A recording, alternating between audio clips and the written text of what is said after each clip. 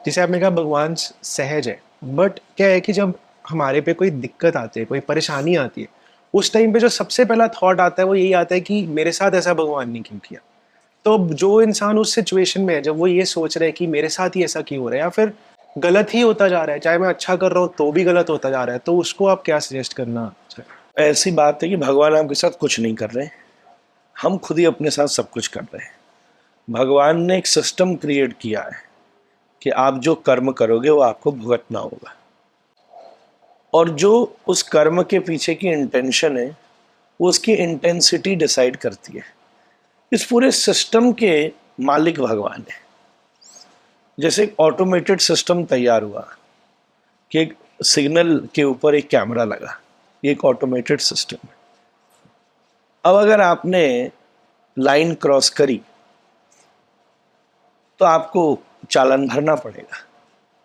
मैं एक बार अमेरिका में था तो मैंने एक क्या चीज़ देखी कि वो किसी टाइम में कैलिफोर्निया स्टेट पर गया होगा, उस टाइम उसको चालान लगा होगा, और उसके बाद वो 6 साल तक कैलिफोर्निया नहीं गया, और फिर मेरे को ही कैलिफोर्निया ले जा रहा था दूसरी स्टेट से। तो जैसे उसने वहाँ एंटर किया तो तुरंत उसको आगे एक टोल के ऊपर रोक लिया गया कि 6 साल पहले तुमने एक क्रॉस की थी बात, और हम तुमने अभी तक उसको भरा नहीं है, अब यू हैव टू पे दिस मच अमाउंट, जिसमें फाइन भी लगा था फर्दर, तब आपको हम जाने देंगे। तो ऐसे ही हमारे साथ होता है, किसी न किसी जन्म में हमने कोई कर्म किया है जिसको हम भुगत रहे। एक बात ये समझिए कि हम पाप और पुण्य दो का बैग लेकर इस दुनिया में आए, और दोनों हम खर्च कर रहे हैं। जब पुण्य के बैग में से कुछ खर्च होता है तो हमारे लिए अच्छा अच्छा होता है, जब पाप के बैग में से खर्च होता है तो बुरा। इट्स अ ब्लेंड ऑफ पाप एंड पुण्य, ये दोनों चीज का ब्लेंड है। उसके हिसाब से इन ब्लेंड से हमारी लाइफ तैयार होती है। तो भगवान आपके साथ कुछ नहीं कर रहे, आप ही ने कुछ ना कुछ किया है और आप ही कुछ ना कुछ कर रहे हो।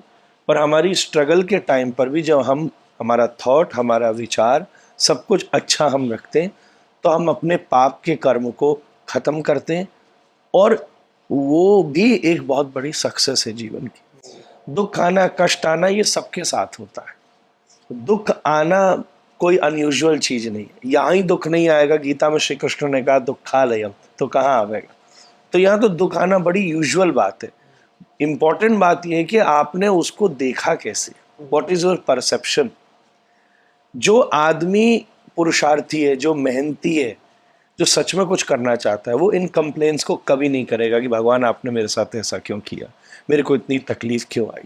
ये कंप्लेन उसी में आता है जो थोड़ा सा वीक हो, जो जिसका लाइफ गोल पक्का है ना, वो इन प्रॉब्लम्स को तो अपनी प्रोग्रेस का रीजन बना देता है।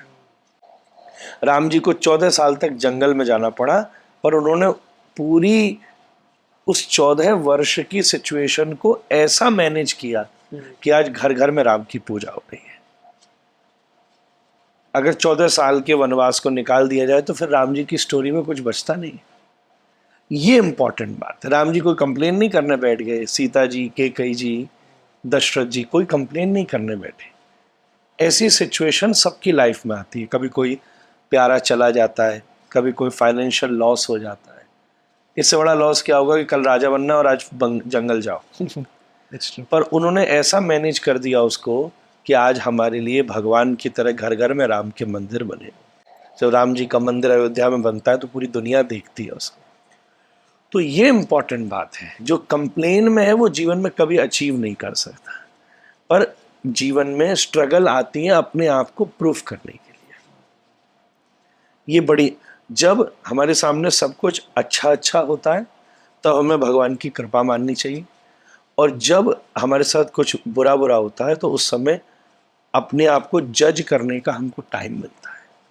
मेरा ऐसा मानना है कि जब आप शीशे के सामने खड़े होकर अपने आप को ठीक करते हो तो लाइफ में जो स्ट्रगल सिचुएशन है वो ऐसी ही, जो आपको ये दिखाती है कि आप कहाँ तक पहुँचे और अभी हमें कहाँ तक आगे बढ़ना है।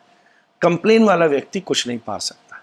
हम प्रार्थना करें, प्रेयर भी ये करें कि ये जो मेरे साथ सिचुएशन हुई है, भगवान आप मुझे ऐसा आशीर्वाद दो कि मैं इससे लड़ सकूं। ये नहीं कि मेरे साथ ऐसा क्यों हो गया। फिर बैठा बैठा वो व्यक्ति रो सकता है, कुछ नहीं कर सकता।